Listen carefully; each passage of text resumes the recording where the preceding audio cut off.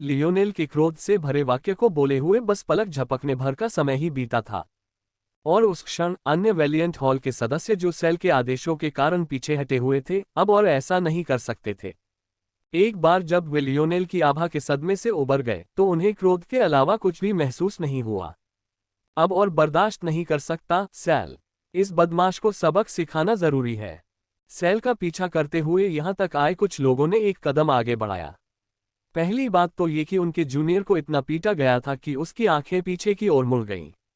दूसरी बात, उनके आने के बाद भी लियोनेल ने अपने एक सीनियर पर लगभग जानलेवा वार करने की हिम्मत की। और तीसरी बात, अब वह उनके कैप्टन को खुलेआम धमका रहा था। रुको, सायल ने फिर से आगे बढ़कर चीजों को रोकने की कोशिश की और एक और प्रयास किया। बस कैप्टन, मुझे पता है कि आपके इस तरह व्यवहार करने के अपने कारण हैं, लेकिन मुझे इसकी परवाह नहीं कि इस बदमाश की क्या खास पृष्ठभूमि है। हम आपके लिए गर्मी सह लेंगे। सायल की टुकड़ी के कई सदस्य गुर्राते हुए आगे बढ़े और लियोनेल को ऐसे घूरने लगे मानो वे घायल जानवरों का झुंड हो। वे बस उसके टुकड़े टुकड़े कर देना चाहते थे। लियोनेल विचलित था और अभी भी चीजों को जोड़ने की कोशिश कर रहा था, तभी उसने ये शब्द सुने। पृष्ठभूमि। क्या? लियोनेल की आंखों में बिजली सी चमक उठी, मानो वह एक घुमावदार कोड़े की तरह उसके मन में धड़क रही हो, क्योंकि सही निष्कर्ष पर पहुंचने में उसे इतना समय लग गया। क्या ये पृथ्वी के बारे में है? नहीं, अगर टेरन बिना किसी हस्तक्षेप के सिर्फ अपनी मर्जी से हम पर हमला कर सकते हैं तो यह नामुमकिन होना चाहिए। क्योंकि सेल ने वेलियंट हॉट की परेशानियों का जिक्र किया था, इसलिए वे पृथ्वी के 5वें आयाम में प्रवेश करने की संभावना से लार टपकाते होंगे ताकि वे अपनी एक आक्रमणकारी सेना भेज सकें। अगर यह पृथ्वी के बारे में होता तो वे मुझे मार ही डालते। वहां की किसी प्रतिभा को जीने की कोई जरूरत नहीं होती। इसका मतलब है कि या तो इसका संबंध मेरी नानी के स्ट्रोई आउल वंश और उस परिवार से है जहां से यह आया था, या पिताजी के मेटल सिनजी वंश से है। लियोनेल को समझ नहीं आ रहा था कि कौन सा था। तकनीकी तौर पर दोनों ही उसकी प्रतिभा के मूल्यांकन के दौरान उजागर हो सकते थे। अब जब उसने सोचा तो सेल ने भी उस समय अपने नतीजे जोर से नहीं पड़े थे। ऐसा नहीं था कि लियोनेल को पता नहीं था कि उसकी पृष्ठभूमि कितनी शक्तिशाली थी। उसे पता था। खैर, कुछ कुछ वह अच्छी तरह जानता था कि मोरालेस परिवार 7वें आयाम का था, और वह ये भी जानता था कि स्ट्रोई आउल परिवार, या यूं कहें कि शब्दकोश के अनुसार लक्सनिक्स परिवार, 6ठे आयाम का था। समस्या ये थी, उसे असल में पता ही नहीं था कि इसका क्या मतलब है और इसका क्या मतलब है। वह उस बच्चे की तरह था जो शॉटगन लिए घूम रहा हो, उसे पता ही नहीं था कि ट्रिगर कहाँ है या उसे खींचने पर क्या प्रतिक्रिया होगी। लियोनेल के पास जो कमी थी वह थी संदर्भ की। ब्रह्मांड इतना विशाल था कि उसे समझ नहीं आ रहा था कि उस स्तर पर एक परिवार का क्या प्रभाव हो सकता है, अगर हो भी तो। ये बात मूर्खतापूर्ण लग सकती है, लेकिन एक पल के लिए इसके बारे में सोचें। ब्रह्मांड इतना विशाल था कि मोरालेस या लेक्सेनिक्स परिवार कितने अनगिनत प्रकाश वर्ष दूर स्थित होंगे। इतनी दूर से ब्रह्मांड के हर कोने पर उनका कितना प्रभाव हो सकता था। लियोनेल के विचार में इस बात की प्रबल संभावना है कि यहाँ के लोगों को इन परिवारों के अस्तित्व के बारे में पता ही नहीं होगा, ठीक उसी तरह जैसे आम लोगों को अपने गवर्नर का नाम भी नहीं पता होगा। लियोनेल के दादा पृथ्वी पर जितने भी शक्तिशाली थे, फिर भी पूर्ण नियंत्रण बनाए रखने के लिए हर एक व्यक्ति को निगरानी वाली कलाई घड़ी पहनानी पड़ती थी।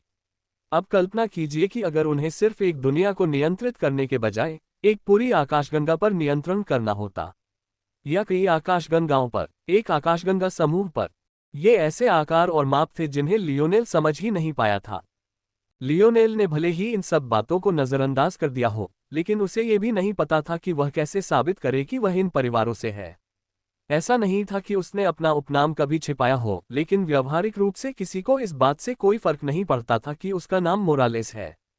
और यदि अधिक शक्तिशाली मोरालेस नाम बेकार था तो स्पष्ट रूप से उसका नाम बदलकर लेक्सेनिक्स करने का कोई मतलब नहीं था, क्योंकि उन्हें यकीन था कि परिणाम भी उतना ही निराशाजनक होगा। इससे भी आगे एक और भी महत्वपूर्ण बात थी। लियोनेल के अनुमान में सबसे महत्वपूर्ण, उसे ये भी नहीं पता था कि ये परिवार उसकी परवाह करते भी हैं या नहीं। भले ही इन परिवारों का बहुत प्रभाव हो, भले ही सबको पता हो कि वह उनका हिस्सा है, इसकी क्या गारंटी थी कि इसका कोई मतलब होगा। उसे जरा भी अंदाजा नहीं था कि ये परिवार उसे स्वीकार भी करेंगे या नहीं। आईना की पिछली कहानी के अनुसार उसकी मां को मार डाला गया था और उसे और उसके पिता को ब्रेजिंगर परिवार से निकाल दिया गया था। और यह सब क्यों हुआ? क्योंकि उसकी मां किसी खास वंश से नहीं थी। लियोनेल के पास यह मानने का कोई कारण नहीं था कि ये उच्च स्तरीय परिवार और भी ज्यादा सख्त नहीं थे। वरना उसके पिता उसे इतनी कमजोर धरती पर क्यों पालते?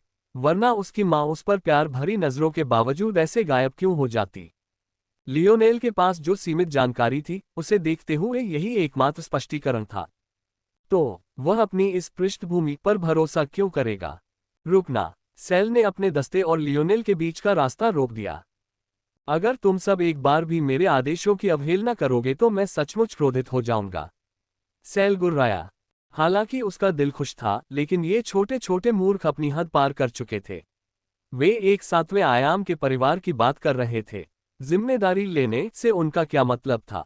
क्या उन्हें लगता था कि मोरालेस परिवार उन्हें ही ले जाएगा? अपनी ताकत से उन्हें अपनी पूरी दुनिया का विनाश करने के लिए बस एक छठे आयाम का राक्षस भेजने की जरूरत थी। नहीं, ये तो सेल की मूर्खता थी। लियोनेल की ताकत तो देखो। शायद उनके संगठन को पूरी तरह से उखाड़ फेंकने के लिए उनके किसी चौथे आयाम के प्रतिभाशाली व्यक्ति की ही जरूरत होगी। सबको लगता था कि लियोनेल अपने परिवार से बहिष्कृत है, लेकिन सेल अच्छी तरह जानता था कि मोरालेस परिवार के दोनों वंश तत्वों को जगाना कितना दुर्लभ है। लियोनेल न सिर्फ बहिष्कृत नहीं था, बल्कि वहां शायद गर्मागर्म चर्चा का विषय भी था। किसी भी परिस्थिति में उन्हें उनके साथ सभी दिखावे छोड़ने की अनुमति नहीं दी जा सकती थी।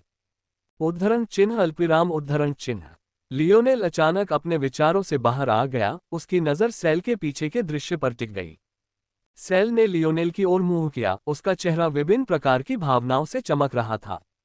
क्या हम बात कर सकते हैं? आखिरकार वह लगभग विनती करते हुए कहने में कामयाब हो गई। लियोनेल और सेल एक दूसरे को कुछ अजीब सी नजरों से देख रहे थे। खैर, लियोनेल अभी भी सेल को समझने की कोशिश कर रहा था, और सेल को ऐसा लग रहा था जैसे वह सुइयों के बीच चल रही हो। इस समय वे दोनों पास के एक रेस्टोरेंट के निजी कमरे में थे। आमतौर पर यहां सिर्फ उच्च पदस्थ वरिष्ठ लोग ही आ पाते थे, लेकिन उसकी स्थिति के कारण लियोनेल को अंदर लाना कोई मुश्किल काम नहीं था। हालांकि उसे कई अजीब नजरों का सामना करना पड़ा, फिर भी वह हिम्मत से काम ले पाए। अंततः अधिक समय तक मौन रहने में असमर्थ होकर सेल ने अंततः बोल दिया, क्या आप सातवें आयामी मोरालेस परिवार से हैं या नहीं? उसने ये सभी शब्द एक ही सांस में बोल दिए। उसके मन में जो तनाव था, वह स्पष्ट रूप से महसूस हो रहा था। लियोनेल ने हल्की सी पलकें झपकाईं। तो सच यही था, लग रहा था कि उसका अनुमान सही था। इससे सब कुछ और भी ज्यादा समझ में आने लगा। अगर ऐसा था, तो पूरी संभावना है कि गेरसन वहां थेट्रेस की मदद करने नहीं, बल्कि उसकी निगरानी या सुरक्षा करने गया था। ऐसा लग रहा था कि उसने जल्दबाजी में निष्कर्ष निकाल लिए थे। हालांकि गेरसन को सबक सिखाने में उसे कोई खास बुरा नहीं लगा। बुरी से बुरी हालत में उस युवक को हल्की सी चोट लग जाती। चौथे आयाम में किसी के लिए ऐसी चोट शायद न के बराबर होती। उसकी सबसे बड़ी चोट तो उसके स्वाभिमान को लगी थी। लेकिन उसे ऐसे जहरीले शब्द बोलने के लिए किसने कहा था? नहीं, लियोनेल ने अंततः जवाब दिया। यह जवाब सेल को पूरी तरह से निराश करने के लिए काफी था। क्या उसने सचमुच ये सब बिना किसी कारण के किया था? लेकिन उस स्थिति में क्या इस स्थिति से कैसे निपटा जाना चाहिए था?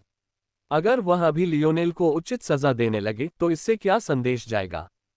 हर कोई खुद को ईमानदार और नैतिक रूप से श्रेष्ठ बताना चाहता था, लेकिन जब आपका सामना मोरालेस परिवार जैसे विशालकाय परिवार से था, तो क्या अपने आदर्शों पर कायम रहना सचमुच संभव था?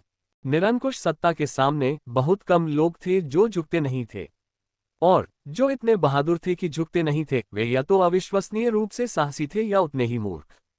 पूरी संभावना है, दोनों ही थे। और हाँ, ऐसे लोग भी संभवतः मर चुके होंगे। सेल अपनी सीट पर धंस गई, मानो दुनिया को लेकर उसकी सारी समझ बिखर गई हो। हालांकि लियोनेल के अगले शब्द सुनकर उसकी हालत और भी बदतर हो गई। लेकिन मेरे पिताजी हैं, इसलिए संभवतः यहीं से भ्रम की स्थिति पैदा होती है। सेल के होंठ फड़कने से पहले ही वह ठिठक गई। उसने अपने हाथों से ऊपर उठकर लियोनेल की शांत निगाहों से नजरें मिलाईं। न जाने क्यों, वह इसी पल इस खूबसूरत लड़के का गला घोंटकर मार डालना चाहती थी। हालांकि उसने खुद को किसी तरह शांत कर लिया। अगर वह ईमानदारी से कह रही थी तो इससे कोई खास फर्क नहीं पड़ा। लियोनेल का मोरालेस परिवार से रिश्ता होना उसकी पिछली हरकतों को जायज ठहराता था। लेकिन इससे उसके अस्तित्व के संकट का कोई हल नहीं निकला। नियमों का पालन न कर पाने से उसकी अंतरात्मा को बहुत कष्ट हुआ। उसे वैलिएंट हॉट माउंटेन से बहुत प्यार था। अगर उसे ऐसा नहीं लगता तो वह लियोनेल की मदद पाने के लिए इतनी उत्सुक नहीं होती। उसने सोचा कि सुरंग के अंत में एक रोशनी के साथ उससे मिलना। जब तक उसने अपने गुरु और दूसरे बुजुर्गों से, जो उससे कहीं ज्यादा समझदार थे, बात नहीं की, तब तक उसे याद नहीं आया कि कोई भी चीज इतनी आसानी से नहीं मिलती। अगर कोई अपने सपनों को खुद हासिल करने के लिए पर्याप्त मजबूत नहीं है, तो ये स्वीकार करना ही बेहतर है कि वे कभी पूरे नहीं होंगे। किसी और पर निर्भर रहना अपनी आत्मा बेचने जैसा था। क्या कोई अंतर है? सेल ने अपनी तीक्ष्णता पर काबू पाने की कोशिश करते हुए उत्तर दिया। हाँ, है। लियोनेल ने हाँ में सिर हिलाया। मैंने अपनी जिंदगी में एक दिन भी मोरालेस परिवार की जमीन पर कदम नहीं रखा। मुझे तो ये भी नहीं पता कि उन्हें पता भी है कि मैं हूं या नहीं। मैं जन्म से लेकर अब तक किसी और ही दुनिया में पला बड़ा हूं। मैं इनके बारे में जानता हो सकता हूं, लेकिन इसका कोई खास मतलब नहीं है। ये शब्द सुनकर सेल दंग रह गई। आखिरकार उसे कुछ समझ आया। तो शुरू से ही ये सब एक गलतफहमी थी। आप कह रहे हैं कि आप मोरालेस परिवार से संबद्ध नहीं हैं और हो सकता है कि उन्हें आपके अस्तित्व के बारे में भी पता न हो। सेल की सांसें तेज हो गईं। ठीक है, लियोनेल ने भौहें चढ़ाते हुए कहा। वह इतनी उत्साहित क्यों लग रही थी? और आप अपनी इच्छा से यहाँ आए हैं, सिर्फ हमारे साथ शामिल होने के लिए? सेल का चेहरा लाल हो गया। संदर्भ से बाहर ये वाकई बहुत ही खतरनाक स्थिति थी। वह ऐसी लग रही थी जैसे वह इससे गुजर चुकी हो। खैर, लियोनेल इस डर से कि कहीं ये ब्रह्मांड में प्रकट न हो जाए, यह विचार पूरा भी नहीं करना चाहता था। उद्धरण चिन्ह ... खैर, मैं यहाँ आईना की खातिर आया था। लेकिन हाँ कहना इतना मुश्किल नहीं होना चाहिए था, लेकिन सेल की निगाहें उस पर भारी दबाव डाल रही थीं। ये लड़की मानो भूल गई थी कि वह कितनी ताकतवर है। अगर उसका मन और शरीर मजबूत न होता तो लियोनेल गिर पड़ता। उसकी सीट पर बैठा कोई भी दूसरा नया छात्र अब तक पसीने से तरबतर हो चुका होता। लियोनेल को लगा जैसे सेल अपने शिकार का पीछा करने वाली एक दरिंदा बन गई है। अगर उसे ज्यादा जानकारी न होती तो वह सोचता कि वह जवानी के स्वाद वाली एक कुगर है। वह नहीं जानता था कि सेल की उम्र कितनी थी, लेकिन वह निश्चित रूप से कम कुछ दशक बड़ी होगी। कम से कम उसका अनुमान तो यही था। हाँ, लियोनेल ने पलकें झपकाईं। एक पल के लिए तो उसे लगा कि सेल की आंखों में उसे हत्या का इरादा दिखाई दे रहा है। हो सकता है कि वह उसके मन की बात ठीक से पढ़ न ले, या औरतें वाकई इतनी संवेदनशील होती हैं। लेकिन जैसे ही उसने इसे देखा, ये तुरंत गायब हो गया। ये बहुत अच्छी खबर है, बहुत बढ़िया खबर। इससे बेहतर कुछ नहीं हो सकता। हाँ, लियोनेल अचानक हुए इस विस्फोट से स्तब्ध रह गया। वह बस स्तब्ध होकर देखता रहा। उसे यकीन था कि अगर सेल ने और जोर से छलांग लगाए तो उसकी छाती का पट्टा अब और नहीं टिक पाएगा। रुको, सेल ने नाचना बंद किया और लियोनेल की ओर मुड़ा। तो तुम्हें वारिस ट्रायल्स के बारे में कुछ पता नहीं है? सच बताओ। लियोनेल ने पलकें झपकाईं। उनका मुकदमा? यह क्या है? सोचो। वह मन ही मन बुदबुदाई। यही तो इस सारी परेशानी की असली वजह थी, पर तुम्हें पता ही नहीं था। लियोनेल धैर्यपूर्वक प्रतीक्षा कर रहा था, जबकि सेल अपना सिर हिलाती रही। ऐसा लग रहा था कि लियोनेल में सेल से कहीं ज्यादा धैर्य था। उत्तराधिकारी मुकदमे ही वो वजह है जिसकी वजह से हम तुम्हारे साथ इतने सतर्क थे। सेल ने आखिरकार ऊपर देखा। दरअसल उत्तराधिकारी मुकदमे ही वो वजह है जिसकी वजह से हमें तुम्हारे अस्तित्व के बारे में पता चला। आमतौर पर 7वें आयाम के संगठन हमारी पहुंच से बहुत दूर होते हैं। जहां तक हम जानते हैं वे ब्रह्मांड के शिखर हैं। लेकिन फिर ये हमारी सीमित जानकारी है। हो सकता है कि 8वें या 9वें आयाम का भी कोई अस्तित्व हो, शायद 10वें आयाम का भी। हमारे पास जानने का कोई तरीका नहीं है। हालांकि हमारे वैलिएंट हॉट माउंटेन में आपके मोरालेस परिवार के उत्तराधिकार परीक्षणों के रिकॉर्ड मौजूद हैं, क्योंकि वे कितने अनोखे हैं। मुझे कई पीढ़ियों पहले के हमारे एक पूर्वज का रिकॉर्ड मिला। उनके अनुसार उन्हें एक ऐसे व्यक्ति के दोस्त के रूप में भाग लेने का मौका मिला, जो मुझे लगता है कि आपके पूर्वजों में से एक है। वह इस अनुभव को अपने सौभाग्यपूर्ण अनुभवों में से एक बताते हैं और इसी के कारण हम वैलिएंट हॉट वर्ल्ड के 70% हिस्से पर अपना दावा पेश करने में सक्षम हुए। अतीत में हमारा नियंत्रण मुश्किल से 20% पर भी था। लियोनेल चुपचाप सुनता रहा। ऐसा कहा गया है, जबकि पूर्वज ने कहा था कि यह एक महान अवसर था, यह एक साथ एक भयानक बात भी थी। यदि उन्हें केवल लाभ ही प्राप्त होता तो 70% की बात तो छोड़ लीजिए, यहाँ तक कि वैलिएंट हॉर्ट दुनिया का 100% भी हमारे हाथों में होता। इसे तुच्छ मत समझो। वैलिएंट हॉर्ट में छठे आयाम में प्रवेश करने की क्षमता है।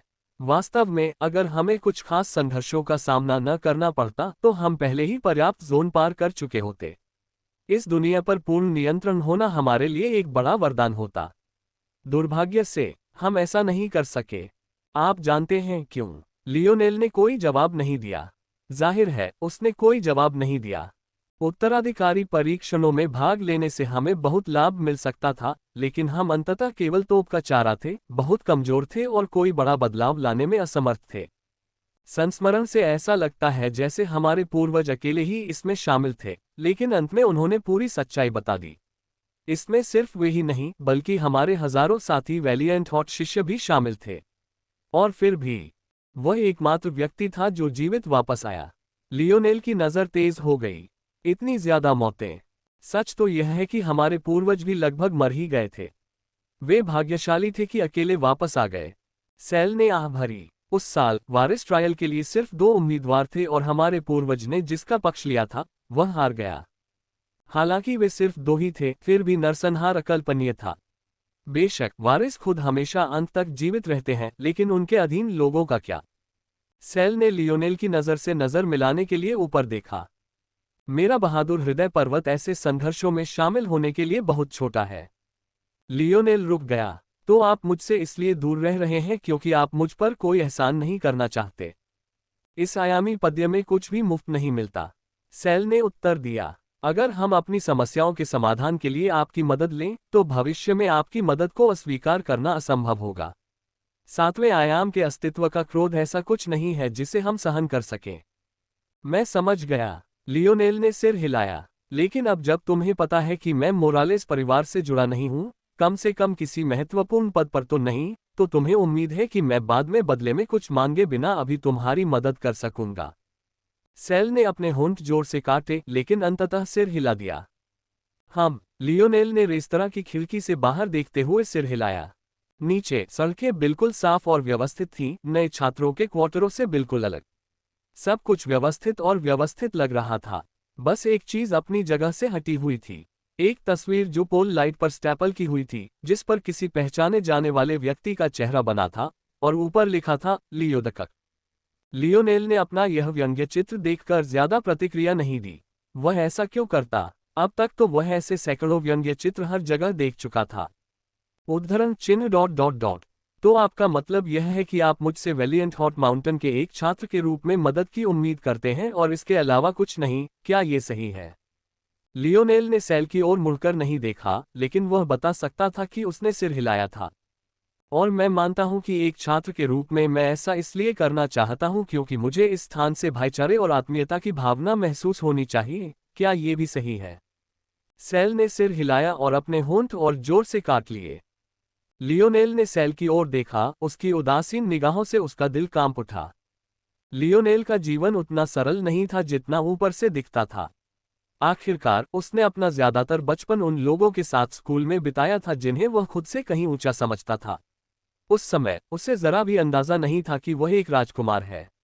इसलिए वह बस खुद को एक आम आदमी के रूप में देखता था, जिसका सामना रईसों के एक पूरे वर्ग से होता था, जिनमें से हर एक की नाक दूसरे से ऊंची होती थी। तो फिर कोई सोच सकता है कि लियोनेल उस हकीकत से निकलकर अचानक एक सेलिब्रिटी कैसे बन गया जिसका कैंपस में हर कोई स्वागत करता था। उसे तंग किया जाना तो दूर, हर कोई उससे प्यार करता था। जाहिर है ऐसा इसलिए नहीं था क्योंकि रॉयल ब्लू अकादमी में हर कोई दयालु हृदय का था। ये कैसा बेतुका बयान था। शुद्ध अच्छाई या शुद्ध बुराई जैसी कोई चीज नहीं होती। यही वजह थी कि लियोनेल को हमेशा प्रकाश बनाम अंधकार की अवधारणा इतनी मूर्खतापूर्ण लगती थी। लियोनेल की राय में रॉयल ब्लू अकादमी के युवा वैलिएंट हॉट के युवाओं से या किसी भी ऐसे संगठन से जिसमें वह पहले रहा हो, न तो बेहतर थे और न ही बदतर। दरअसल लियोनेल के मन में उस संगठन और इन संगठनों के बीच बस इतना ही फर्क था कि उसने इनमें से किसी में भी ज्यादा समय नहीं बिताया था। तो जवाब क्या था? जाहिर है उसने उन्हें परास्त कर दिया। उसने उन्हें एक एक करके हराया, इतनी बेरहमी से और इतनी जोरदार तरीके से कि वे उसे देखकर बस मुस्कुरा ही पाए, इस डर से कि कहीं वह पलटकर उन्हें फिर से कुचल न दे।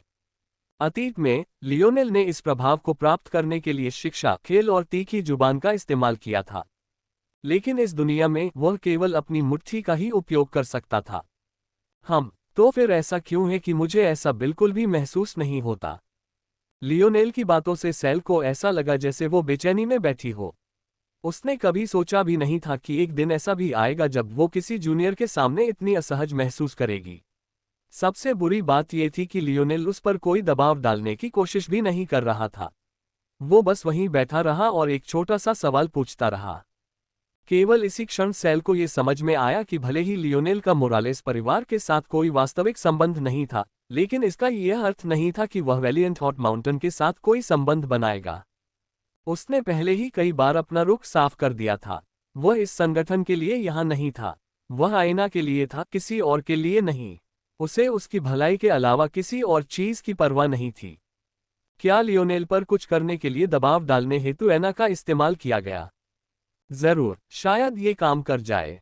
दरअसल सैल को थोड़ी चिंता थी कि कोई मूर्ख ठीक यही करने की कोशिश करेगा। लेकिन आखिरकार ये सब एक कदम आगे बढ़ने की कोशिश में खुद ही अपने पैरों पर कुल्हाड़ी मारने जैसा होगा। एक संगठन पारस्परिक लाभ की उम्मीद पर बनाया गया था। अगर उन्होंने दिखाया कि वे अपने लक्ष्यों की खातिर इतनी आसानी से प्रतिभाओं का बलिदान करने को तैयार हैं, तो ज्यादा समय नहीं लगेगा जब उनके पास कहने लायक कोई संगठन ही नहीं बचेगा। लियोनेल का आशय शीशे की तरह स्पष्ट था। उन्हें उससे कुछ भी पूछने का क्या हक था? जब से उसने इस जगह पर कदम रखा था, तब से उसे सिर्फ बेइज्जती ही मिली थी। और वे उससे बदला लेने से भी रोकना चाह रहे थे। लियोनेल ने कुछ और भी कहा था जिससे सैल को यह एहसास हुआ कि सिर्फ इसलिए कि लियोनेल मोरालेस परिवार से जुड़ा नहीं था, इसका मतलब यह नहीं है कि उसके पास बोलने के लिए कोई समर्थन नहीं था। अर्थात उस पिता का उन्होंने उल्लेख किया। भले ही लियोनेल का परिवार मोरालेस परिवार के सबसे निचले स्तर से था, फिर भी यह उनके सिर पर बिना किसी दंड के सवार होने के लिए पर्याप्त था। साइल को घुटन महसूस हुई। वह सचमुच लियोनेल को अपनी मनमानी करने की इजाजत नहीं दे सकती थी। अगर वह ऐसा करती तो संगठन में कोई कानून व्यवस्था नहीं बचती। काफी देर बाद वह अपने विचारों को व्यवस्थित करने में सफल हुई। मैं ये सुनिश्चित करूंगा कि आधे घंटे के भीतर सभी पोस्टर हटा दिए जाएं। ये पर्याप्त नहीं है, लियोनेल ने स्पष्ट रूप से कहा। क्या ये मजाक था? क्या सैल ने सोचा होगा कि वो उस पर एहसान कर रही है क्योंकि वो कुछ ऐसा कर रही है जो शुरू में नहीं होना चाहिए था? फिर क्या हुआ? अब उसे उसकी मदद करनी चाहिए थी। मुझे अपनी बात पूरी करने दो, सैल ने हताश होकर आह भरते हुए कहा। मैं तुम्हें अपनी मर्जी से उत्पात मचाने की इजाजत नहीं दे सकता, लेकिन बदला लेने के कई तरीके हैं जो खुलेआम होते हैं और जिनमें किसी नियम को तोड़ने की जरूरत नहीं होती। क्या तुम्हें नहीं लगता? आप किसी शिखर में शामिल हो सकते हैं और अपना स्वयं का अयस्क गुट बना सकते हैं। इस तरह, उदाहरण के लिए, पर्वत श्रृंखला के बाहर होने वाली किसी भी लड़ाई को मंजूरी दी जाएगी। लियोनेल की निगाहें शांत बनी रहीं, जबकि सैल ने एक अप्रिय सुझाव को स्वादिष्ट बनाने की कोशिश की। उसे धैर्यपूर्वक समय का इंतजार करना था। क्यों? क्या ये सब वैलिएंट हॉट की लालफीताशाही से निपटने के लिए था?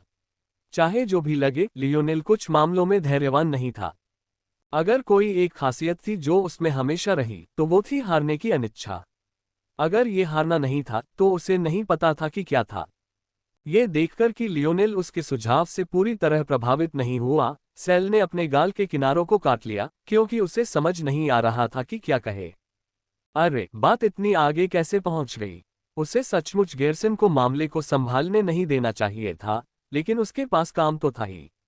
वो हफ्तों तक लियोनेल की हर हरकत पर नजर रखकर चुपचाप नहीं बैठ सकती थी।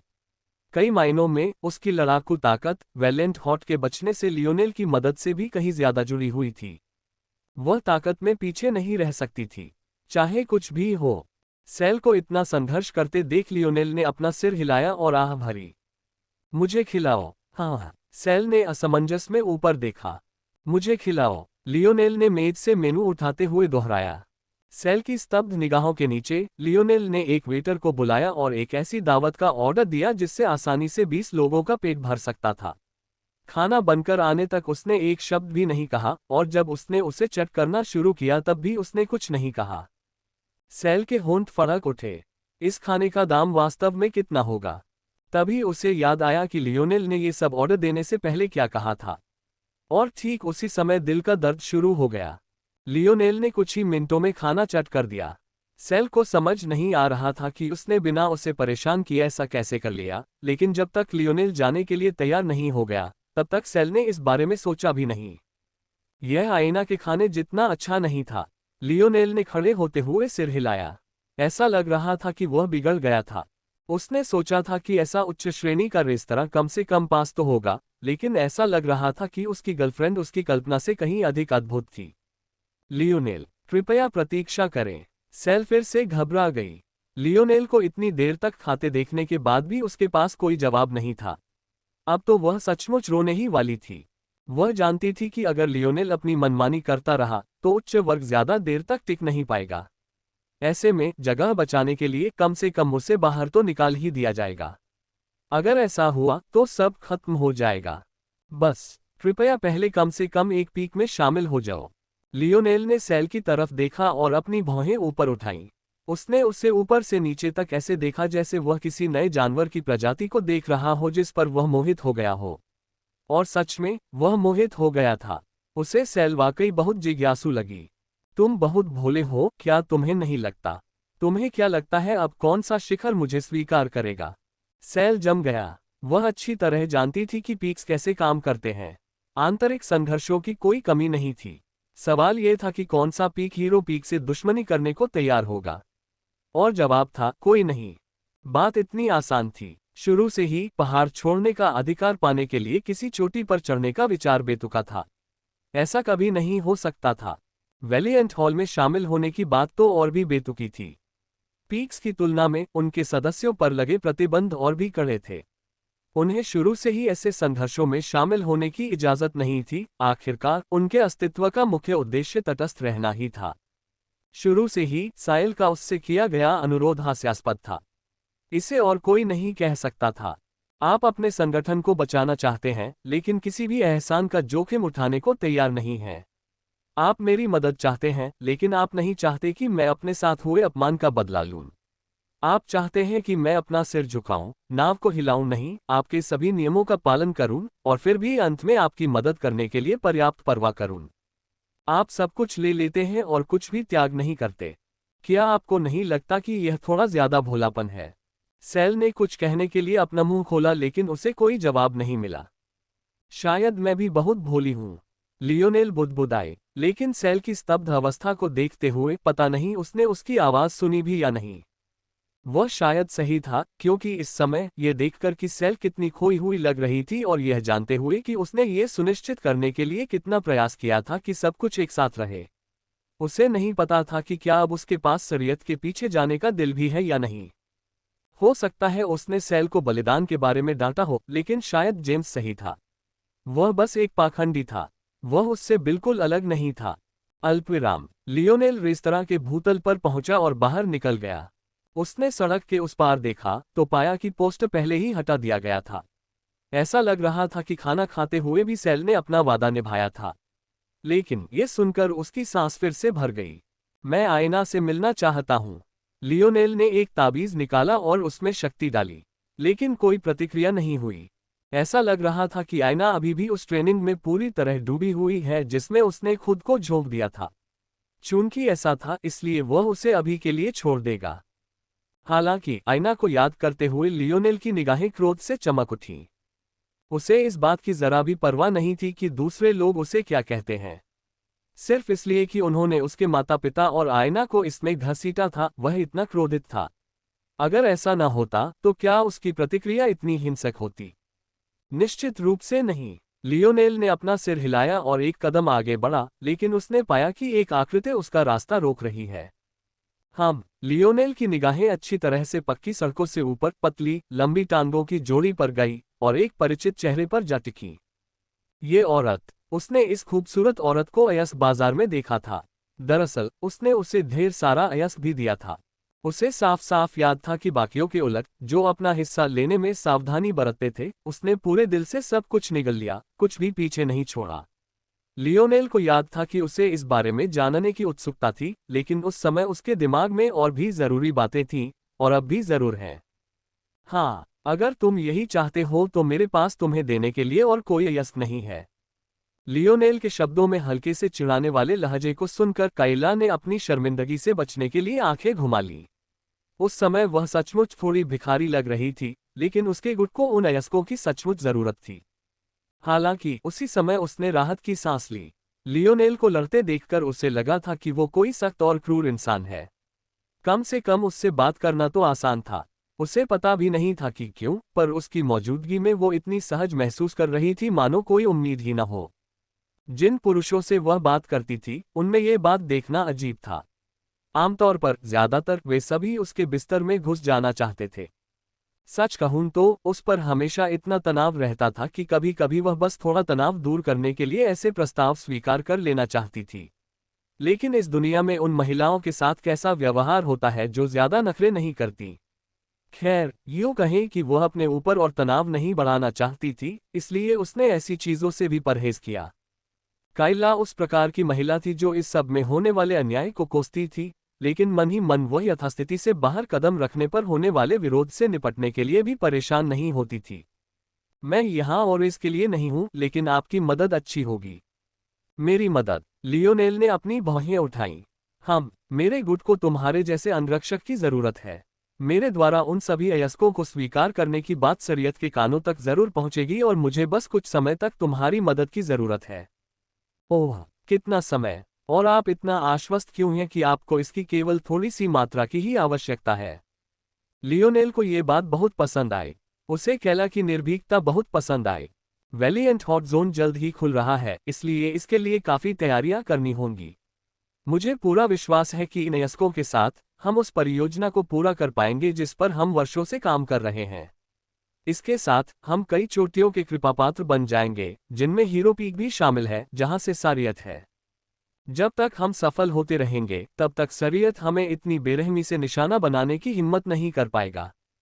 बहादुर हृदय क्षेत्र। लियोनेल ने असमंजस में आंखें झपकाईं। क्या यह एक उपायामी क्षेत्र था? लेकिन इसका नाम क्यों था? किसी क्षेत्र के खुलने की भविष्यवाणी करना तो समझ में आता था, लेकिन ये नाम तो लगभग स्थायी लग रहा था। क्या वह क्षेत्र जो इतनी बार खोला गया था अब तक खाली नहीं हो गया होगा? इस एक पंक्ति के बारे में बहुत सारी भ्रामक बातें थीं। ये वैलिएंट हॉट जोन क्या है? लियोनेल ने पूछा। ओह, मैं बार बार भूल जाती हूं कि तुम नए छात्र हो। काइला ने लियोनेल को ऊपर से नीचे तक ऐसे देखा जैसे किसी अलौकिक प्राणी को देख रही हो। उद्धरण चिन्ह ... valiant hot zone valiant pillars gate की दुनिया है। यह एक क्षेत्र है। खैर, हाँ और नहीं। जोन 4 प्रकार के होते हैं: सामान्य प्रकार, पौराणिक प्रकार, भिन्न प्रकार और विशिष्ट जोन। वैलिएंट हॉट जोन एक विशिष्ट जोन है। क्या ये क्षेत्र अद्वितीय नहीं है? लियोनेल उलझन में था। उसे यकीन था कि अनोखे क्षेत्र ऐसे क्षेत्र होते हैं जहां बाहरी हस्तक्षेप से उनकी कठिनाई कई गुना बढ़ जाती है। कैला का स्पष्टीकरण सुनने के बाद ही उसे समझ में आया कि अद्वितीय क्षेत्र की परिभाषा उसकी सोच से कहीं अधिक व्यापक थी। विशिष्ट क्षेत्र की सख्त परिभाषा के अनुसार कोई भी ऐसा क्षेत्र जो बाहरी शक्तियों से प्रभावित हो। इस मामले में इसमें वह क्षेत्र शामिल था जिसे शील्ड क्रॉसटॉस के हस्तक्षेप से निपटना था, और जाहिर तौर पर यह वैलिएंट हॉट जोन भी। कायला के अनुसार एक निश्चित स्तर के संगठन अलग अलग स्तरों के लाभों के लिए कुछ जोन बनाए रखते और परिष्कृत करते हैं। कभी कभी ये जोन किसी संगठन के लिए निरंतर संसाधन उत्पन्न कर सकते हैं, लगभग किसी खेल में पुनर्जीवन दर की तरह। इस उद्देश्य के लिए रखे गए क्षेत्र विश्व के लिए आसान आय स्रोत थे और नवीकरणीय संसाधन के रूप में कार्य कर सकते थे। हालांकि वैलिएंट हॉट जोन कोई ऐसा संसाधन क्षेत्र नहीं था, बल्कि यह एक प्रशिक्षण मैदान था। उद्धरण चिन्ह ... हाँ, वैलिएंट हॉट जोन जब पहली बार प्रकट हुआ था तब यह एक वेरिएंट जोन था। अतीत में वैलिएंट हॉट माउंटेन विनाश के कगार पर था और यह हमारे पूर्वजों में से एक और इस जोन की उपस्थिति के कारण ही था कि हम जीवित रहने में सक्षम थे। किंवदंतियों के अनुसार हमारे पूर्वज एक खजाना लेकर आए थे जिससे हमें इस परिवर्तनशील क्षेत्र पर निरंतर उपयोग के लिए एकाधिकार प्राप्त हुआ। वे खजाने वे स्तंभ हैं जो पहाड़ी दर्रे की रक्षा करते हैं। लियोनेल की आंखें चौड़ी हो गईं। अगर वह सट्टेबाज होता तो वह इस बात पर जरूर दांव लगाता कि यह पूर्वज वही है जिसका जिक्र सेल ने किया था। वह नहीं जानता था कि किसी जोन पर अपना दावा करने के लिए किस स्तर के खजाने की आवश्यकता होगी। वेरिएंट जोन की तो बात ही छोड़ दीजिए, जो सबसे बड़े खजाने के लिए जाना जाता था। काइला ने खजानों के बारे में इतनी सरलता से बात की, लेकिन क्या वह एक शिल्पकार नहीं थी? क्या उसे नहीं पता होना चाहिए था कि ऐसा खजाना बनाना कितना मुश्किल था? लियोनेल को भले ही डायमेंशनल वर्स के बारे में ज्यादा समझ न हो, लेकिन उसे फोर्स क्राफ्टिंग के बारे में जरूर पता था। इस स्तर का कोई भी खजाना चौथे आयाम से नहीं हो सकता था। यह आश्चर्य की बात थी कि वैलिएंट हॉट माउंटेन इतने लंबे समय तक टिका रहा और इस रहस्य को अपने अनुयायियों के बीच आम जानकारी बनने दिया। या शायद बिल्कुल यही बात थी, क्या वे मोरालेस परिवार की प्रतिष्ठा को सुरक्षा कवच के रूप में इस्तेमाल कर रहे हैं? ये सोचकर लियोनेल को लगभग हंसी आ गई। वह उन्हें दोष नहीं दे सकता था। उन्होंने इस सुरक्षा कवच का उपयोग करने के अधिकार के लिए अपने हजारों सदस्यों को त्याग दिया। लेकिन इससे तो और भी विडंबना हो गई। इसी त्याग की बदौलत वे इतनी सारी चीजों का आनंद ले पा रहे थे।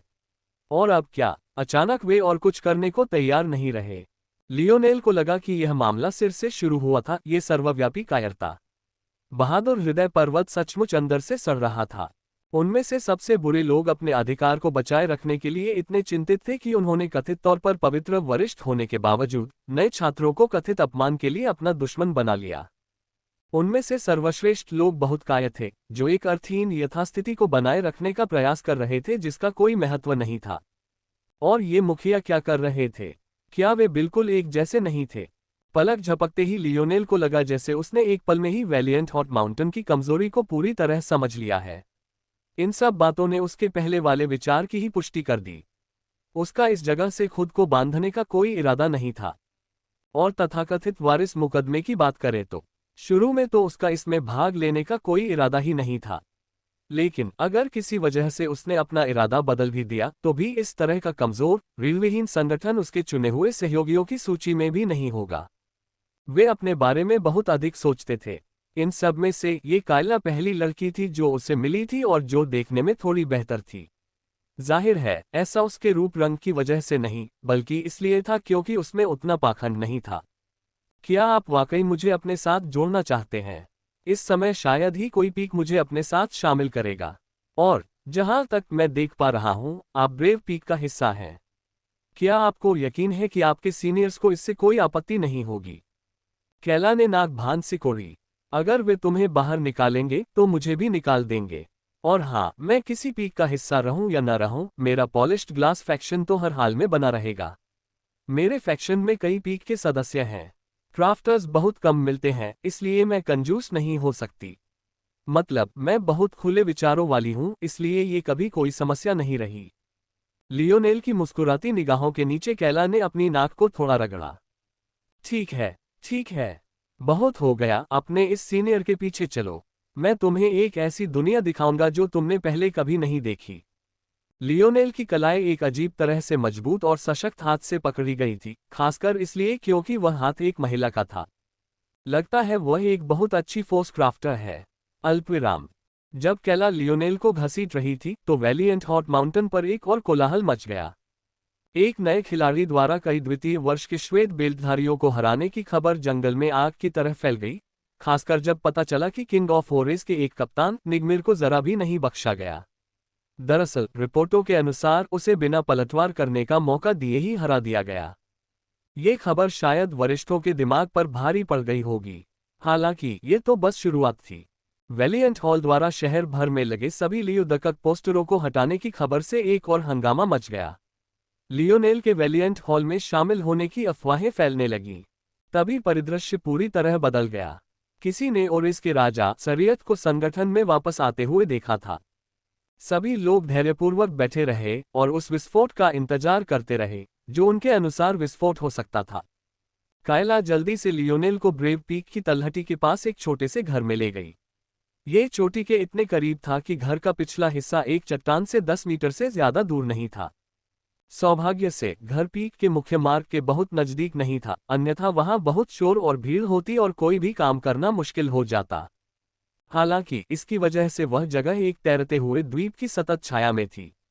तो यह एक तरह का अनुभव था, लेकिन ऐसा लग रहा था कि काइला को वह अंधेरा काफी पसंद था जिसमें उन्हें रखा गया था।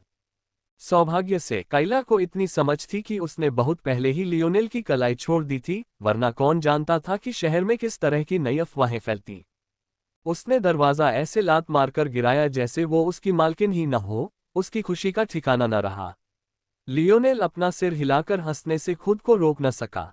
सब लोग, मैं उपहार लेकर आया हूं। सुंदर बड़ी बहन। एक जानी पहचानी आवाज सुनकर लियोनेल के होंठ फड़क उठे। रेडलिस आखिर यहां कैसे पहुंचा? क्या वह बिना घर के कुत्ते की तरह संस्था की सभी सुंदरियों के पीछे पीछे यूं ही घूमता रहा? रेडलिस तहखाने जैसी दिखने वाली जगह से अचानक ऊपर आया और खुद को कैला की बाहों में डालने की नीयत से उछल पड़ा।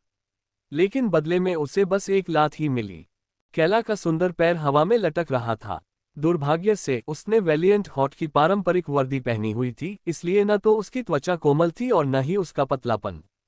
रेडलिस तहखाने के द्वार के पास वाली दीवार से टकरा गया और नीचे गिर गया। उसके चेहरे पर चोट के भाव थे। लानत है बेकार कुत्ते की।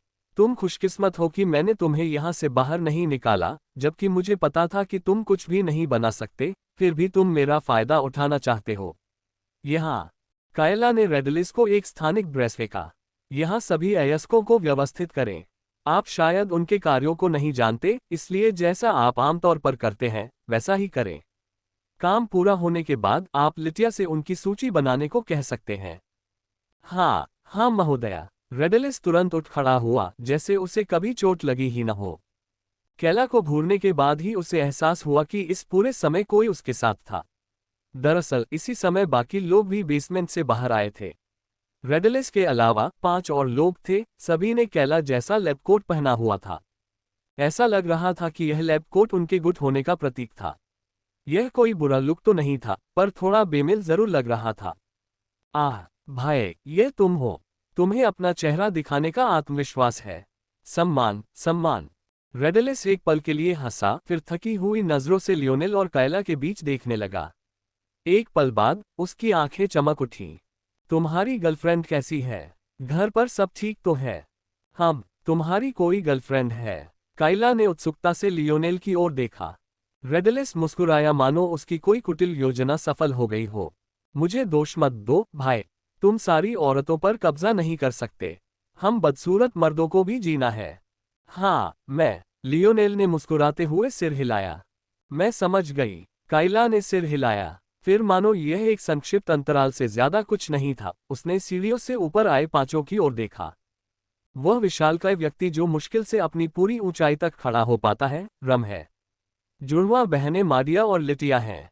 जहां तक अंतिम दो की बात है, चश्मा पहनने वाली लड़की थिली है और वह लड़का जो रेडलिस से भी ज्यादा लंबा है, वैग्लोर है। रेडलिस ने कुछ कहने के लिए अपना मुंह खोला, लेकिन अंत में उसने उसे बंद कर लिया। क्या सारी औरतें इतनी बेशर्म होती हैं? पहले बाल्थोर्न और अब कायला। किसी को परवाह नहीं कि उसकी कोई गर्लफ्रेंड है। इस दुनिया में न्याय कहाँ है? आप सभी से मिलकर खुशी हुई। लियोनेल ने मुस्कुराते हुए सभी का गर्मजोशी से अभिवादन किया। मैंने शायद हमें किसी मुसीबत में डाल दिया है। कायला ने हल्के से खांसी। जैसे ही उनके नेता ने शुरू किया, पांचों ने आह भरी, मानो उन्हें पहले से ही इसकी आदत हो।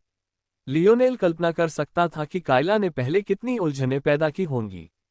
उद्धरण चिन्ह ... खैर, संक्षेप में यह है कि हमें किंग ऑफ ओरेस फैक्शन से और अधिक अयस्क खरीदने पर प्रतिबंध लगा दिया गया है और हो सकता है कि हीरो पीक आने वाले दिनों में हमारे साथ परेशानी मोल ले या नहीं ले। कैला, लिटिया चिढ़कर बोली, तुमने क्या किया? कुछ नहीं। सच में, वो कमीने दाम दुगुना करना चाहते थे, मैं ये कैसे सह लेता? लिटिया अपना मुंह पीटना चाहती थी। वह जानती थी कि उसका नेता बड़ा चढ़ाकर कह रहा है, लेकिन वह और कुछ नहीं कह सकती थी। हालांकि सब ठीक है। मुझे हमारे लिए एक अंगरक्षक मिल गया है। सबने लियोनेल की तरफ देखा, लेकिन जब उन्होंने उसकी काली बेल्ट देखी तो उन्हें लगा जैसे उन्हें बस काला ही दिखाई दे रहा है। उनके पैर लड़खड़ा गए और वे लगभग गिर पड़े। उन्हें अपनी सुरक्षा का जिम्मा एक नए छात्र को सौंपना था। यहां तक कि रेडलिस, जिसने लियोनेल को कार्रवाई करते देखा था, भी कुछ हद तक अवाक रह गया। उसने जरूर खूबसूरत बड़ी बहन के साथ कुछ किया है। रेडलिस सचमुच रोना चाहता था। उद्धरण ... सिर्फ इसलिए कि वह बिस्तर में अच्छा है, बड़ी बहन, इसका मतलब यह नहीं कि वह लड़ाई में भी अच्छा है। ये दो बिल्कुल अलग लड़ाइयां हैं। रेडलिस को लग रहा था जैसे उसकी दुनिया बिखर रही है। लगता है उसे कोई नई बड़ी बहन ढूंढनी पड़ेगी जिस पर वह फिदा हो सके। ये बहुत निराशाजनक था। एक सुंदरी की गोद में सोने के उसके सपने लियोनेल की वजह से धूमिल हो रहे थे। तुम सब इसके बारे में बहुत ज्यादा सोच रहे हो। लियोनेल मुझसे भी ज्यादा ताकतवर है, काफी ज्यादा। इतनी चिंता मत करो, चलो काम पर लग जाओ। लिटिया ने सिर हिलाया। ये देखकर कि रेडलिस भागने की कोशिश कर रहा है, उसने उसका कान पकड़ा और उसे तहखाने में खींच लिया। सब लोग, यहां तक कि लियोनेल भी उसके पीछे पीछे चल पड़े। वह ये देखने के लिए उत्सुक था कि पॉलिश्ड ग्लास फैक्शन किस तरह की प्रयोगशाला में काम कर रहा है। परिणाम उनकी उम्मीदों से बिल्कुल अलग था। मैं तुम्हें सब कुछ दिखा दूंगा ताकि तुम कुछ सुरक्षा उपायों के बारे में सोच सको। मैंने अभी तुम्हारे भुगतान के बारे में नहीं सोचा है, लेकिन हाँ, मैं कुछ सोचता हूँ। मुफ्त कमरा और भोजन कैसा रहेगा? ये जगह भले ही जर्जर हो, लेकिन नए छात्रों के क्वार्टर से कहीं बेहतर है। ओह, किसी भी चीज को मत छुओ और बहुत जोर से सांस मत लो। हम जिन प्रयोगों पर काम कर रहे हैं वे बाहरी उत्तेजनाओं, विशेष रूप से अशुद्धियों के प्रति बहुत संवेदनशील हैं। वास्तव में बेहतर। लियोनेल ने चारों ओर देखा। तहखाना सफेद और स्टील की मेजों की अंतहीन दीवारों से भरा हुआ था। ये किसी क्राफ्टिंग स्टेशन से ज्यादा किसी जीव विज्ञान प्रयोगशाला जैसा लग रहा था। लेकिन वे एक बहुत ही कीमती अयस्क के साथ काम कर रहे थे जिसे लियोनेल ने तुरंत पहचान लिया। वे इतनी संवेदनशील चीज पर काम कर रहे हैं। आखिर वे क्या करने की कोशिश कर रहे हैं? लियोनेल ने तुरंत पहचान लिया कि यह अयस्क एक अनोखी धातु थी जो कांच जैसी दिखती थी। इसमें धातु की बनावट, स्पर्श और लचीलापन तो था ही, साथ ही यह पारदर्शी भी था। इस अयस्क को पॉलिश्ड ग्लास अयस्क के नाम से जाना जाता था और ऐसा लगता था कि कैला के गुड को यह नाम सीधे इसी स्रोत से मिला था। इसमें और सामान्य कांच में बस इतना ही अंतर था कि इसमें हल्का सा काला रंग था, मानो खतरे की चेतावनी दे रहा हो। हालांकि पॉलिश किए हुए कांच की समस्या ये थी कि वह बहुत अस्थिर होता था। और जैसा कि काइला ने बताया, उसे किसी भी अशुद्धता के साथ नहीं छोड़ना चाहिए जब तक कि आप उसे टीएनटी के ढेर के बराबर न देखना चाहें। हालांकि जैसा कि ज्यादातर चीजों के साथ होता था, उनसे निपटना जितना मुश्किल होता था, उनसे निपटने का इनाम उतना ही बेहतर होता था। हालांकि समस्या ये थी कि पॉलिश्ड ग्लास का एक बहुत ही विशिष्ट उपयोग मामला था जिससे उसे सबसे ज्यादा फायदा होता और इस संतुलन तक पहुंचना मुश्किल था। ये देखकर कि लियोनेल ने पॉलिश ग्लास के अपने स्टोव की ओर देखने में इतना समय बिताया था, कैला मुस्कुराए। इसे बिल्कुल मत छूना। रेडलिस, उस बदमाश ने कुछ दिन पहले तो हमें लगभग धुएं में उड़ा दिया था। गनीमत है कि उसका कुछ काम है, वरना अब तक मैं उसका गला घोंटकर मार चुका होता। हालांकि कैला अपनी बातों में सहज लग रही थी, लेकिन प्रयोगशाला अपने आप में बहुत व्यवस्थित थी। इस समय भी पॉलिश्ड ग्लास सुरक्षित और मजबूती से बंद था। रेडलिस को छोड़कर गुट के सभी 5 सदस्य काम पर चले गए थे। रम 2 बड़े हथौड़ों लिए हुए था और अपना सिर हुड के नीचे छिपाकर किसी चीज पर जोर जोर से प्रहार कर रहा था। लिटिया और माडिया उसके द्वारा तैयार किए गए किसी भी उत्पाद को लेकर उसे शुद्ध कर रही थी जो आग की लपटों जैसा लग रहा था। थिल्ली उनके उत्पादों का निरीक्षण कर रही थी, जबकि दुबला पतला वैगलोर सबसे ज्यादा ज्वलनशील उत्पाद को उठाकर सुरक्षात्मक आवरण के भीतर रख रहा था। रेडलिस को कुछ श्रेय तो देना ही होगा, ऐसा लग रहा था कि उसने भी कैला का दिया काम शुरू कर दिया था। लेकिन किसी न किसी वजह से वह बार बार लियोनेल और कैला की तरफ देखता रहा, उसके गालों पर आंसू बह रहे थे। कोई सोच सकता था कि वह प्याज काट रहा है। आखिरी स्टेशन पूरी तरह खाली था। लियोनेल को यकीन था कि जो भी काम बाकी होगा वह कैला को ही करना होगा। तुम देखना चाहते हो? काइला ने पूछा, ये देखकर कि लियोनेल अभी भी उत्सुक था। जरूर। काइला लैब की आखिरी मेज की तरफ बढ़ी, उसके चेहरे पर गंभीरता का भाव आ गया। ऐसा लग रहा था जैसे सब लोग जो कुछ कर रहे थे उसे बीच में रोककर देखने लगे। केला की चोटी को अपनी जगह पर बनाए रखने वाला हेयर स्क्रंची सुनहरे लाल रंग के साथ नाचते हुए जीवंत होने लगा। एक गहरी सांस लेते हुए उसने अपने हाथ पारदर्शी कंटेनर के अंदर 2 छिद्रों में डाल दिए, उसकी निगाहें केंद्रित होती गईं। उसके बालों से निकलती लपटें उसकी गर्दन से होते हुए कंधों और बाजुओं से होते हुए उसकी उंगलियों के पोरों तक पहुंच रही थीं। बहुत ही नाजुक ढंग से उसने पारदर्शी पॉलिश ग्लास के टुकड़े को संभालना शुरू किया। इस समय ये पहले से ही एक तैयार उत्पाद जैसा लग रहा था। इसे और साफ करने के लिए किसी भी तरह की पॉलिश की जरूरत नहीं थी। लेकिन फोर्स क्राफ्टर्स होने के नाते वे सभी जानते थे कि यह एक भ्रम था। पॉलिश किए हुए शीशे के ऐसे टुकड़े को संभालना किसी परमाणु युद्ध क्षेत्र में खड़े होने से अलग नहीं था। भले ही आपकी आंखें उसे देख न पा रही हों, आपको उसे देखने की जरूरत नहीं थी, इसलिए आपको पहले ही मृत मान लिया गया था। पॉलिश किए गए ग्लास को संभालने का सबसे खतरनाक हिस्सा इसे इस हद तक शुद्ध करने से नहीं आया। इसे संदर्भ से बाहर नहीं लिया जाना चाहिए, क्योंकि इस चरण तक पहुंचना वाकई खतरनाक था। बल्कि चून की शुरुआती चरणों में अशुद्धियां इतनी स्पष्ट थीं, इसलिए उनसे निपटना और उनका प्रबंधन करना आसान था। लेकिन अभी वे छुपे हुए हथियारों की तरह तैयार थे और आपकी जान लेने के लिए इंतजार कर रहे थे। ये सबसे खतरनाक कदम था, शुद्धिकरण नहीं बल्कि पॉलिश किए हुए शीशे को अपनी पसंद के हथियार में ढालना। अंतिम उत्पाद को तैयार करने में काइला को कई घंटों तक सावधानीपूर्वक चरणबद्ध प्रक्रिया से गुजरना पड़ा। उसने धीरे से अपने हाथ बाहर खींच लिए और विजयी भाव से मुस्कुराने लगी। उसके माथे पर पसीना आ गया। अपने काम से कितनी भी खुश क्यों न हो, उसने उसे कंटेनर से बाहर नहीं निकाला, बल्कि एक बटन दबाते ही कंटेनर धीरे से अंदर की ओर सिकुड़ गया और धातु का एक छोटा सा डिब्बा बन गया, जिसे कैला ने अगले डिब्बे के लिए तैयार करके एक तरफ रख दिया। उद्धरण चिन्ह ... तो आप ग्रेनेड बना रहे हैं? कायला ने लियोनेल को आश्चर्य से देखा। आप उसे कैसे जानते हैं? अंतिम उत्पाद किसी क्रिसमस ट्री के आभूषण से अलग नहीं लग रहा था। इसका आकार छोटा और गोल था, इतना छोटा कि हथेली में आराम से 3 आ सकते थे। अपने पारदर्शी रूप के साथ ये वाकई एक बहुत ही सुंदर आभूषण था। इससे निकलने वाली हल्की काली रोशनी इसे और भी आकर्षक बना रही थी।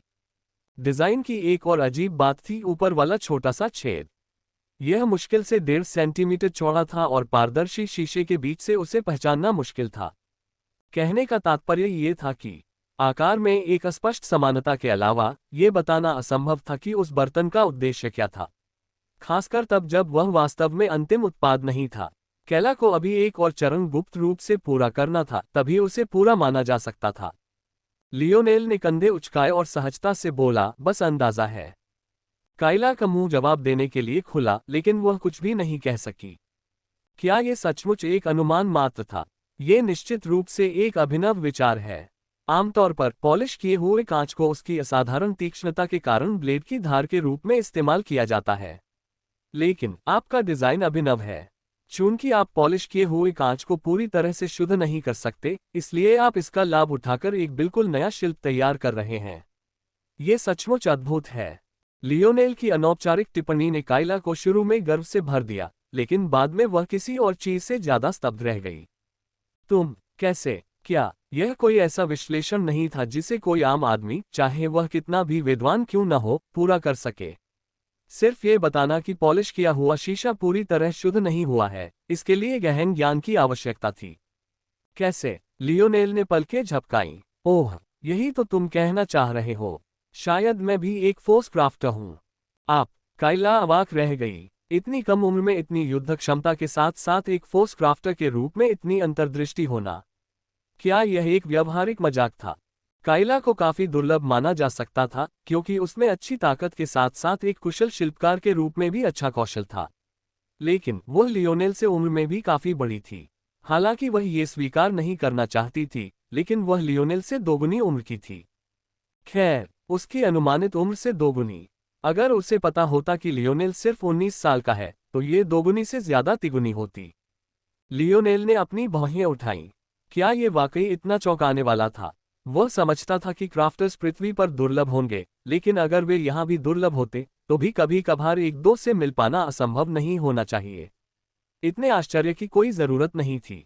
काइला ने अपना सिर हिलाया। आप सही कह रहे हैं, हम ग्रेनेड बना रहे हैं। जैसा कि आपने कहा, शुरुआत में हम पॉलिश्ड ग्लास के भंडारों का इस्तेमाल धारदार हथियार बनाने के लिए करना चाहते थे। अगर हम सफल हो गए, तो भले ही तैयार उत्पाद केवल टियर 3 के ही क्यों न हो, वे सिर्फ तीक्ष्णता के मामले में टियर 5 और 6 के हथियारों को टक्कर दे पाएंगे। वे वेलिएंट माउंटेन के निचले वर्ग के बीच लोकप्रिय हथियार बन जाएंगे और कुछ से ज्यादा कुलीन वर्ग भी उनमें रुचि लेंगे। लियोनेल ने भौहें चढ़ाईं। पॉलिश किया हुआ कांच टियर 6 अयस्क था। उससे टियर 3 हथियार बनाना थोड़ा बेकार था। उसे समझ नहीं आ रहा था कि वे ऐसा क्यों करते हैं। हालांकि अगर वह इस बारे में और गहराई से सोचता, तो पता चलता कि काइला ने शायद ब्लेड के किनारे पर बहुत कम मात्रा में ही इस्तेमाल करने की योजना बनाई थी। इससे हथियार की धार में वाकई बहुत बड़ा फर्क पड़ता। लेकिन फिर भी काइला ऐसे बोल रही थी मानो उसका असली टियर 6 हथियार बनाने का कोई इरादा ही नहीं है। अगर सही तरीके से इस्तेमाल किया जाए, तो वे टियर 7 के हथियारों को लगभग टक्कर दे सकते हैं। इससे वे वाकई एक लोकप्रिय हथियार बन जाएंगे और यह प्रयास कहीं ज्यादा सार्थक होगा। बेशक ये ग्रेनेड के विचार को नजरअंदाज करना था जिसे लियोनेल ने एक उत्कृष्ट धुरी माना था। लियोनेल का चेहरा देखकर काइला के चेहरे पर गलत भाव आ गया। मैं जानता हूं तुम क्या सोच रहे हो। लियोनेल ने अपनी भौहें उठाईं। लेकिन वेलिएंट हॉट माउंटेन में तो कंजूस लोग ही हैं। अगर आप यहां इस उम्मीद से आए हैं कि आपको टियर 5, 6 या उससे ऊपर का रास्ता मिल जाएगा, तो आपका ये सीनियर आपको निराश ही करेगा। बुजुर्ग लोग सब कुछ जमा कर लेते हैं, यहां तक कि अपने शिष्यों से भी। मैं वेलिएंट हॉट के सर्वश्रेष्ठ crafter, tier 9 black crafter Jack बेनाला के संरक्षण में था। लेकिन जब मुझे एहसास हुआ कि वह बूढ़ा मुझे सिर्फ इतना काम देना चाहता है कि बदले में मुझे कुछ न दे, तो मैं वहां से चला गया। कैला ने लियोनेल को ये खबर सुनाते हुए आह भरी। उसने सही अंदाजा लगाया था कि लियोनेल के अजीब चेहरे का मतलब था कि वह टियर 6 क्राफ्ट पूरा नहीं कर पा रही है। लेकिन उसने गलत अंदाजा लगाया था कि लियोनेल भी ऐसा नहीं कर पा रहा था। उस कमीने की वजह से मैं किसी भी अच्छे दिन सिर्फ टियर 5 तक ही क्राफ्टिंग कर पाता हूं, और वो भी तब जब मेरे पास पहले से ही टियर 7 क्राफ्टिंग पूरी करने का हुनर है। अगर मेरे पास सारी सामग्री भी हो तो भी मुझे उन्हें ठीक से बांधने के लिए जरूरी फोर्स आर्ट्स का ज्ञान नहीं है। प्रयोगशाला कुछ हद तक निराशाजनक स्थिति में पहुंच गई। ओह, तो यही सीमा है। लियोनेल को कुछ कुछ समझ में आ गया कि क्या हो रहा है। वह कैला के अपने आकलन से सहमत था।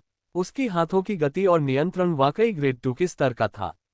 हालांकि यह लियोनेल के अपने सुपीरियर ग्रेड 1 के स्तर से बहुत दूर था, फिर भी यह काफी अच्छा था। इस बारे में बात करते हुए लियोनेल ने बहुत पहले ही अपने कांस्य हस्त अभ्यास शुरू कर दिए थे, इसलिए वह वास्तव में ग्रेड 3 पदनाम में प्रवेश कर चुका था और उन्नत ग्रेड 3 पदनाम के करीब पहुंच रहा था। इसलिए तकनीकी रूप से वह ब्लैक ग्रेड के लिए अपने पिछले सुपीरियर ग्रेड 1 पदनाम से पहले ही आगे निकल चुका था और 5वें आयाम के शिल्प पर काम करना शुरू कर सकता था। फिर भी इस बात को समझने के लिए सभी कांस्य शिल्पकार पहले ग्रेड 1 पदनाम तक भी नहीं पहुंचते। इसलिए काइला जब कहती थी कि उसके पास टियर 7 शिल्प पूरा करने का कौशल है, तो वह बिल्कुल गलत नहीं थी। इसका क्या मतलब था? इसका मतलब था कि काइला की एकमात्र वास्तविक सीमा उच्च स्तरीय बल कलाओं की उसकी समझ की कमी थी। लियोनेल ने आह भरी। यह पहली बार था जब उसे अपने हाथों में मौजूद चीजों की अहमियत का एहसास हुआ। यहां तक कि इस तरह का एक कांस्य संगठन भी उस ज्ञान को इकट्ठा कर रहा था जिसे लियोनेल शायद इतना भी महत्वपूर्ण नहीं समझते थे कि वह टिश्यू पेपर के एक टुकड़े पर लिख सके। अपने दादाजी के शब्द उसके कानों में बार बार गूंज रहे थे। क्या उसे अपनी चीजें उन लोगों को सौंप देनी चाहिए जो उससे कम सुविधा संपन्न है? लियोनेल फिर से केवल आह भर सका। उसी समय उसने अपने कंधे पर हल्की थपकी महसूस की।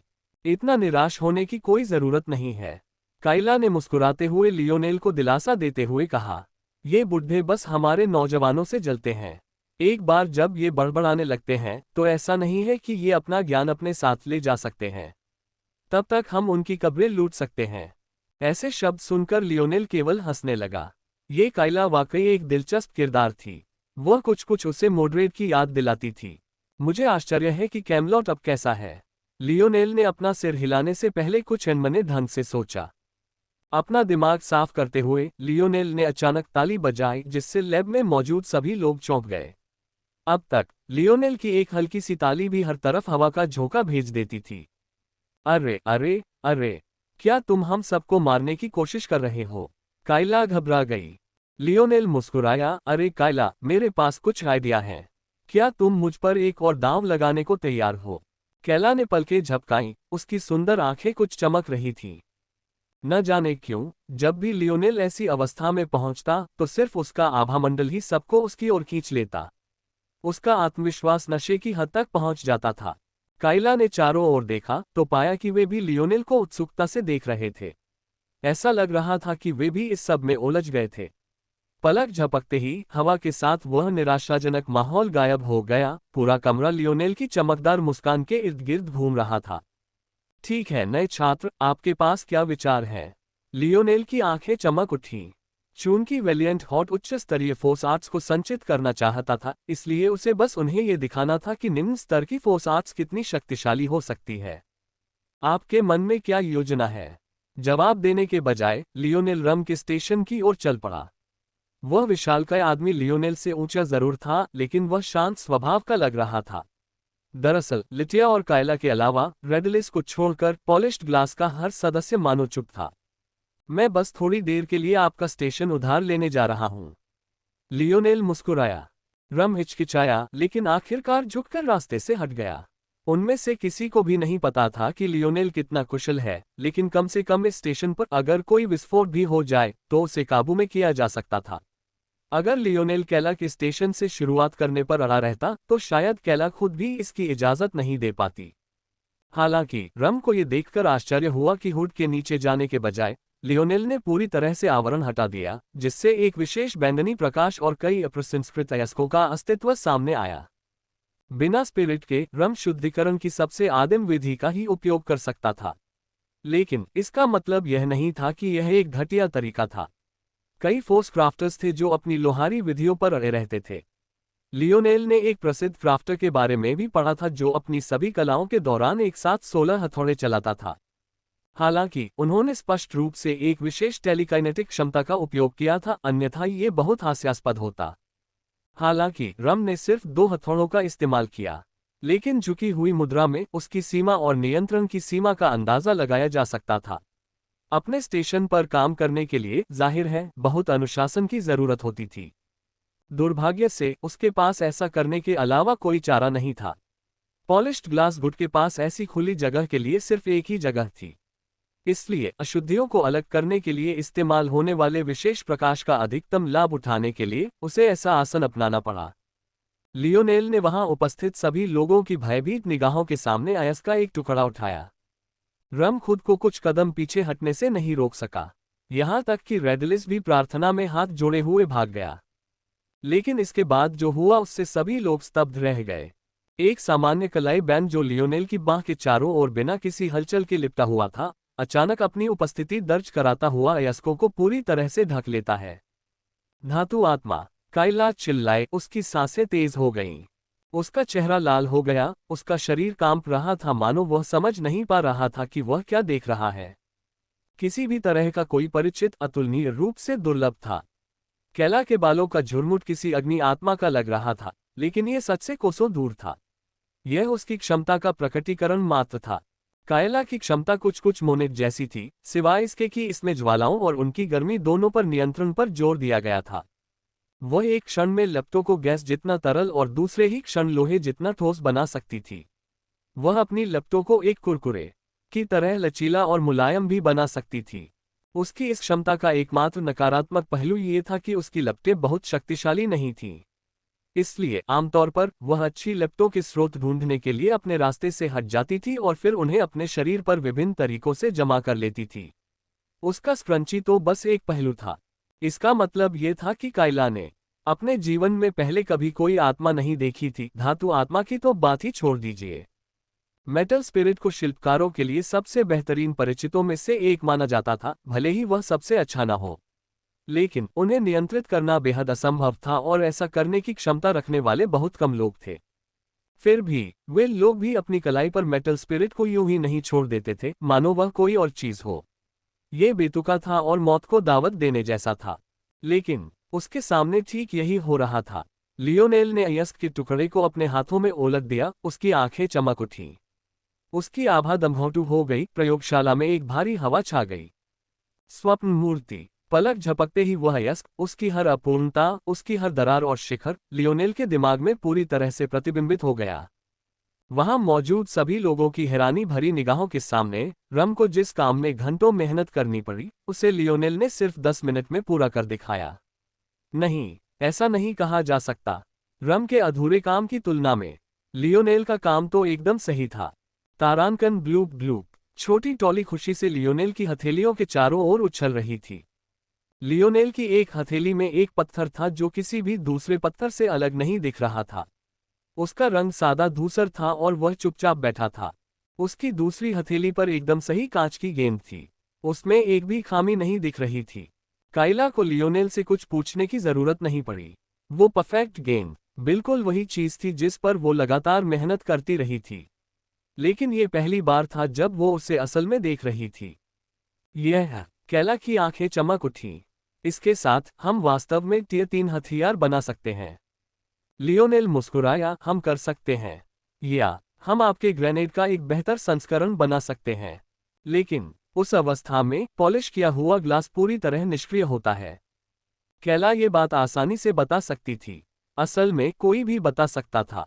रास्ता आसान था। पॉलिश किए हुए शीशे से निकलने वाली काली रोशनी गायब हो गई थी और पीछे एक हल्की बमुश्किल दिखाई देने वाली धूसर रोशनी के अलावा कुछ नहीं बचा था।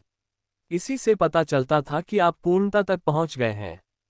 सच है, लेकिन यह अभी भी मौजूद है। लियोनेल ने अशुद्धियों के ढेर को ऊपर उछाला और उसे पुनः अपनी हथेली पर गिरा दिया। तुम क्या? काइला उलझन में थी। उसे समझ नहीं आया। अशुद्धियां बिल्कुल वैसी ही थीं। अशुद्ध, ये सिर्फ पॉलिश किए हुए कांच के अयस्क तक ही सीमित नहीं थीं। अशुद्धियां बस ऐसी कोई भी चीज होती थी जो अयस्क के जन्म के वातावरण में मौजूद होती थी। अयस्क शिराएं ढेर सारी चट्टानों और तलछट के आसपास विकसित होती थीं और अक्सर ये अशुद्धियां अंदर रिसकर उसके विकास में बाधा डालती थीं। शोधन प्रक्रिया के दौरान इन्हें बाहर निकालना पड़ता था। यद्यपि कुछ अयस्कों को केवल विशेष वातावरण में ही उगाया जा सकता है और इस प्रकार उनके अयस्कों में सामान्यतः अशुद्धियां होती हैं, पॉलिश ग्लास अयस्क के उगने के लिए इतने अधिक संभावित स्थान होते हैं कि इसके बारे में कोई सुविधाजनक बात नहीं कही जा सकती। कहने का मतलब बस इतना था कि लियोनेल के हाथ में जो गंदगी थी वो कहीं से भी आ सकती थी। दरअसल वो सड़क किनारे पड़े पत्थर से कुछ अलग नहीं थी। अगर कोई उसे बेचने की कोशिश करता तो धोखेबाज व्यापारी होने के इल्जाम में उसे पीट पीट कर मार डाला जाता। लियोनेल की हरकतें बहुत ही हैरान करने वाली थीं। हालांकि वह केवल मुस्कुराया और उसके हाथ फिर से चलने लगे।